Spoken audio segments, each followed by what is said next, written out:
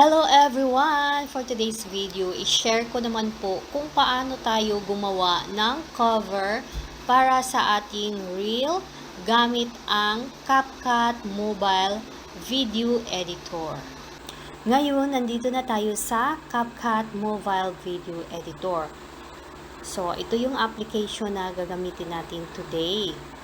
And then, to create a new project, tap lang natin tong plus or itong may word na new project. And then, pipili na ako dito ng mga short video clip. So, 1, 2, 3.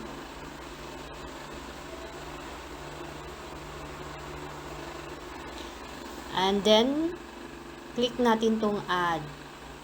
So, yung mga short video clip na 7 short video clip nandito na sa ating timeline. So, ito yung timeline dito. So, ngayon, gagawa na tayo ng cover sa ating reel. So, itap lang natin tong cover. And then, pwede tayo dito gagamit ng template. Template, add text, or pwede tayong mag-upload ng ating sariling photo and then i-design na lang natin yung text para sa ating cover sa ating reel. So first, try natin tong use template.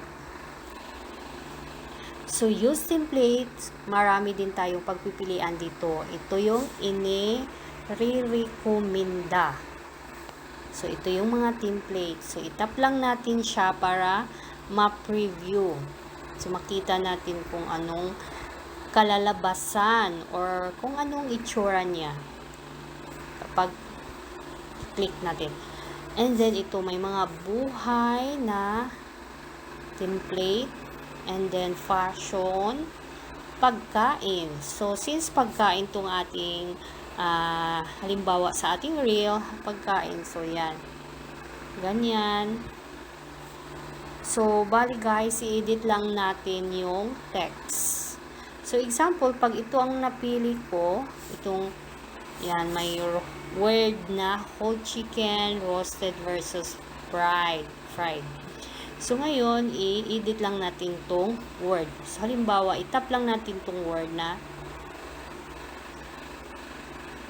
and then, palitan natin ng word or text. So, pancake, wrong.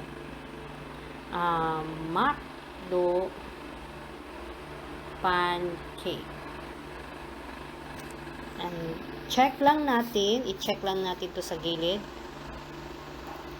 And then, so, i-drag lang natin siya kung saan natin banda ilagay itong word. And then, pwede din natin i-adjust yung laki ng ating word. And then, i-click natin itong save. Back, click natin ulit yung cover. So, ayan, nandito na siya. So, ngayon, palakihin lang natin ng konti. Ayan. So, lumaki na siya konti. And then, i-position lang natin sa banda. And then, save natin ulit. Click ulit yung cover. Ayan, nandito na. So, itong word, ibang word naman yung ating i-edit. So, itong roasted, halimbawa, palitan natin ng ibang word. Ayan. Perfect. 4. Ayan, check lang natin. And itong position natin dito. And then, itong VS, i-delete lang natin. Ayan, yung fried, i-edit natin siya ng breakfast.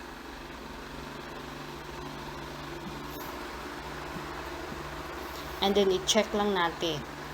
So, ngayon, i-drag naman natin kung saan natin banda i-position tong isang text. So, ayan, pag okay na, i-click natin yung save. Nang sa ganun, ma-save yung ating ginagawa. So, ayan, McDo pancake, perfect for breakfast. So, ngayon may cover na tayo. Ayan, nakasave na siya. And then, ito yung halimbawa kapag gagamit tayo ng template. And then, kapag text lang, pwede din. So, Halimbawa, pag magdagdag pa tayo ng another text, itap lang natin to. So, yung iba, add text na lang sila. Kapag hindi nila gusto gagamit ng template. So, okay lang yun, add text. So, ngayon, magdagdag tayo ng another text. And then, ayan. So, my favorite. And then, pwede tayo dito makadagdag ng mga emoji. And then, itap lang natin, check lang natin siya after na natin. And then, pwede natin i-click ulit para ma-edit. So, sa Word, pag-create ng Word, madami tayong pagpipilian dito ng mga font. So, itong font, tap lang natin. So, ito yung mga iba't ibang klaseng font. So, scroll lang natin kapag gusto natin pipili ng ibang klaseng font. Ayan, Cookie. Oliver na font. Aurora na font. Italic na font. Ayan, Aurora. Gusto ko yung Aurora. And then, sa style, pwede din tayong makapili. Tap lang natin itong style or i-click natin itong style. So, sa style, pwede tayo makapili.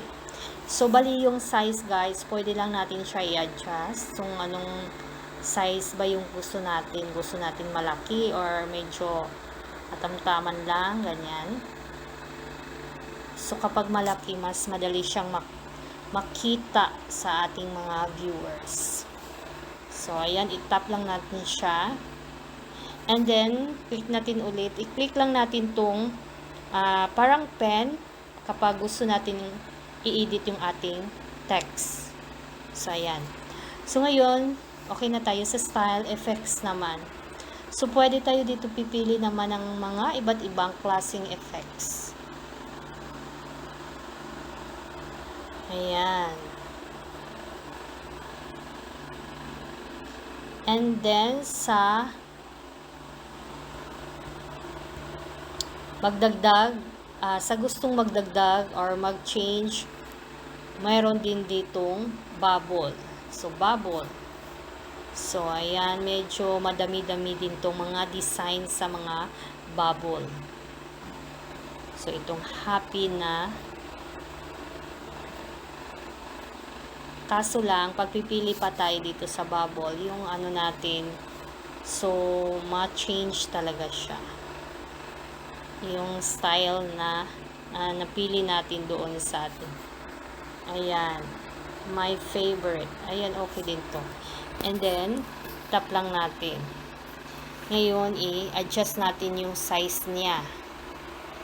My favorite. Ayan. So, i-save lang natin siya. And then, tap natin ulit yung cover.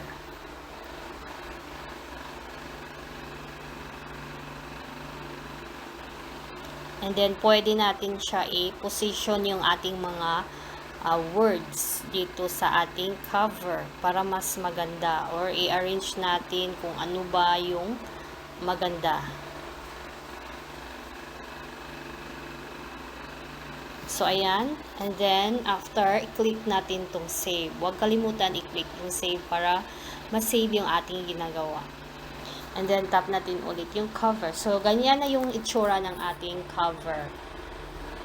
So, ngayon, kapag gusto mo naman maglagay ng photo, pwede. So, itap nyo lang po yung upload here. Ayan, pwede tayo maka-add ng photo. So, sa gustong mag-add ng photo. And then, so, ganyan na yung itsura ng ating cover para sa ating reel. Save.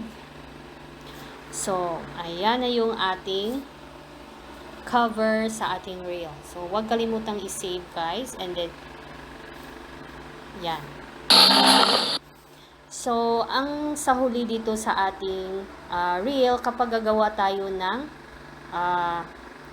reel using CapCut, huwag kalimutang i-remove tong ending. Kasi nga, CapCut, pag i-play natin, CapCut siya, meron siyang watermark. So, kailangan natin siya i-remove yung CapCut dito na watermark. And then, highlight natin siya and then delete. So, wala na. Wala na siya. O, ayan. So, sa add in din here, pwede din tayong maka-add ng mga text. So, depende na sa inyo. Usually, nating ina-add is thanks for watching, ganyan. So, yun na po yung ating cover. Yun na po yung halimbawa kung paano tayo gumawa ng cover sa ating reel. Ayan. So, yan lang po today. Thank you so much for watching.